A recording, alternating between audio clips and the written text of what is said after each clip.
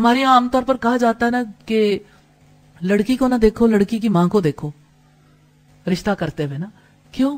کیونکہ اس نے کیسے رشتے نبھائے ہیں، اس کا کیا طرز عمل رہا خاندان میں. جو ماں کرے گی بیٹی سے بھی اسی کی توقع کی جا سکتی ہے. اور اسی طرح سے لڑکے کے بارے میں یہ کہا جاتا ہے کہ لڑکے کے والد کو دیکھ لو، کہ والد جس طرح سے اپنے گھر والوں کے ساتھ سلوک کرنے والا، لڑکا بھی وہی کرے گا. لڑکے نے کوئی مختلف طرز عمل نہیں سیکھا ہوتا. یہ عمومی طور پر ایک اچھی حکمت والی بات ہے اس لحاظ سے کہ بہت ساری باتیں بیہیویئر وائز سمجھ آتی ہیں، لیکن اصلاً جس چیز کو دیکھنا وہ دینداری ہے. دینداری برتاؤ میں نظر آتی ہے، لیکن اگر بظاہر طرز عمل کی بنیاد اچھی نہیں ہے، بنیاد کچی ہے، یعنی عقیدہ درست نہیں ہے، کوئی اللہ سے ثواب کی امید نہیں رکھ پاتا، تو اللہ سے ثواب کی امید نہ رکھنے کی وجہ سے تعلقات نہیں نبھا پاتا. کیونکہ اللہ سے ثواب کی امید رکھنے والا کرتا چلا جاتا ہے، حسن سلوک کرتے ہوئے اسے کبھی اسے اکتاہٹ نہیں ہوتی، کیونکہ وہ جانتا ہے کہ میرا رب مجھے اجر دے گا.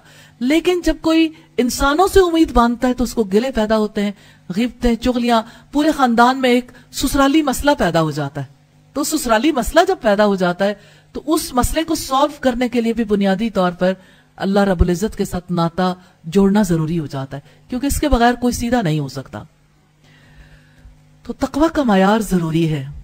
اور اگر آپ دیکھیں کہ کسی کی زندگی کی بنیاد فجور پر ہے، تقوی پر نہیں ہے، تو ظاہر فجور پر ہے، تو ایسے میں تعلقات کے نباہ کی توقع نہیں رکھی جا سکتی. اب آپ دیکھیے کہ فرض کریں کہ کسی کو غصہ بہت آتا ہے، غصے میں وہ پیٹ ڈالتا ہے، اور غصے کے ساتھ اس کی بات بھی سچی نہیں ہوتی، کبھی وعدہ بھی پورا نہیں کرتا، امانت کا خیال بھی نہیں رکھتا، اور حیا کے تقاضوں کا بھی اسے پتہ نہیں ہے. یا تو اس کے پاس مال ہے یا جمال، حسب نسب بھی ہے، لیکن آپ دیکھیں کہ کوئی کہتا ہے کہ فلاں ہماری برادری کا ہے، شادی کر دیتا ہے، نہیں دیکھتا لڑکا زانی ہے، شرابی ہے، کوئی اور کبھی عادتیں تو نہیں ہے، جواری تو نہیں ہے، یا سود خور تو نہیں ہے. اگر کوئی زانی، شرابی، سود خور کو اپنی بیٹی دے دیتا ہے تو ظاہر ہے کہ اس نے اپنی بیٹی دنیا میں ہی جہنم میں پھینک دی، اصلاً جہنم میں پھینک دی، کیونکہ کبھی تعلقات درست بنیاد پر قائم نہیں رہ سکتے. زانی کی بیوی سدا جلتی ہے، شرابی کی بیوی سدا تکلیف کاٹتی ہے، جواری کی بیوی ہمیشہ معیشت کی تنگی کا شکار رہتی ہے. تو زندگی محبتوں سے بھرپور کیسے ہو جائے؟ اللہ رب العزت نے تو فرمایا وَمِنْ آيَاتِهِ أَنْ خَلَقَ لَكُم مِّنْ أَنفُسِكُمْ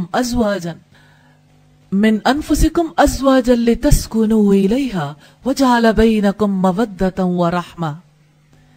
اس کی نشانیوں میں سے ہے کہ اس نے تمہارے لیے تمہاری جنس سے جوڑے بنائے تاکہ تم اس کے پاس سکون حاصل کرو، اور اس نے تمہارے درمیان مودت اور رحمت پیدا کر دی. کہاں گئی محبت اور کہاں گئی رحمت، کہاں کا سکون؟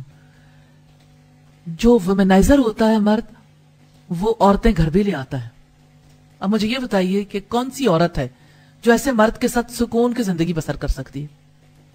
ظاہر ہے بنیاد کیا بنی تھی؟ حسب نسب یا مال یا جمال. یہی بنیادیں جب بنتی ہیں تو پھر دینداری کو تو نہیں دیکھا جاتا.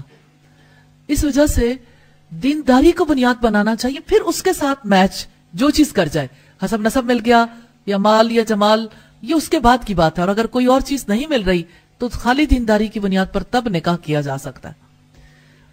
اسی طرح سے ہم نے دینداری کی بنیادیں دیکھیں کہ دینداری کیسی ہونی چاہیے. تو دینداری میں اگر آپ دیکھیں کہ عقیدہ اور عبادت اس کی، اور پھر اسی طرح اس کا اخلاق، اس کے معاملات اچھے ہوں. جی جو اللہ سے ڈرتا ہے وہ بیوی سے برا سلوک کرتے ہوئے اللہ سے ڈرے گا. جی ذات دیکھنا ضروری ہے، ضروری ہے. کفر کا خیال رکھنا، یعنی یہ نہ ہو کہ نباہ نہ ہو سکے، یعنی کم از کم بے شک وہ ذات برادری نہ ہو لیکن برابر کی ذاتیں ہونا. یعنی اس طرح سے نہ کریں کہ کسی غلام کے ساتھ، یا نارملی سوسائٹی میں جس کا کوئی مقام نہیں، جس کا گھرانہ جو ہے وہ عزت دار نہیں سمجھا جاتا، تو ایسے گھرانے میں جب کوئی لڑکی جاتی ہے تو اس کے لیے سوشل پریشر کو بیئر کرنا مشکل ہو جاتا ہے. تو ایسی آزمائش میں نہیں ڈالنا چاہیے. لیکن کہتے ہیں کہ یہ کیسے پتا چلے کوئی دیندار ہے؟ اگر آپ لوگوں میں سے کوئی یو ایس اے کی ایمبیسی میں اپلائی کرتا ہے کہ مجھے ویزا چاہیے، ٹھیک ہے، یا آپ یو کے جانا چاہتے ہیں، یا آپ امیگریشن کے لیے اپلائی کرتے ہیں تو آپ کے بارے میں وہ کہاں سے پتا کروائیں گے؟ پتا کروائیں گے؟ اس کے لیے انویسٹیگیشن کہاں تک ہوگی؟ بینک اکاؤنٹس تک بھی.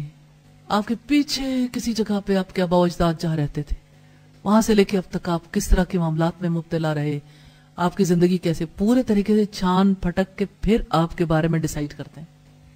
یوں ہی نہیں, زندگی ہے بھائی, زندگی کے لیے پتا کرنا چاہیے. پیرنٹس کو یہ کہنا چاہیے کہ پتا کریں کہ مجھے جب تک یہ تسلی نہیں ہوگی تو اس وقت تک میں اس کے لیے تیار نہیں ہوں. تو تسلی ہونی چاہیے, اس میں تسلی کروانی چاہیے اور اللہ سے مدد مانگنی چاہیے.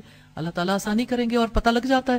ارد گرد والوں سے خاندان کون سے چھپے ہوئے دنیا میں ہی رہتے ہیں, اور کسی بھی رابطے تعلق سے پتہ کروانا بالکل آسان ہے, مشکل نہیں ہے. ہمارے ہاں اخلاق کی تعلیم نہیں دی جاتی, اخلاق سکھائے نہیں جاتے, لہذا اخلاق کے لیے بھی لوگوں نے اپنے اپنے معیار بنا رکھے.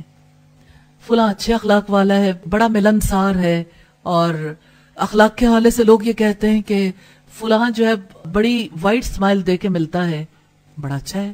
لیکن پیچھے بھی تو دیکھیں بیہائنڈ دا بیہیویئر, کہ آپ کے سامنے اگر کوئی مسکرا کے مل رہا ہے لیکن آپ کے پیچھے آپ کے کردار کی دھجیاں اڑا کے رکھ دیتا ہے, غیبتیں کرتا ہے, چغلیاں کرتا ہے اور غصہ کرتا ہے, تو ایسے انسان سے نباہ کے بارے میں سوچا بھی نہیں جا سکتا.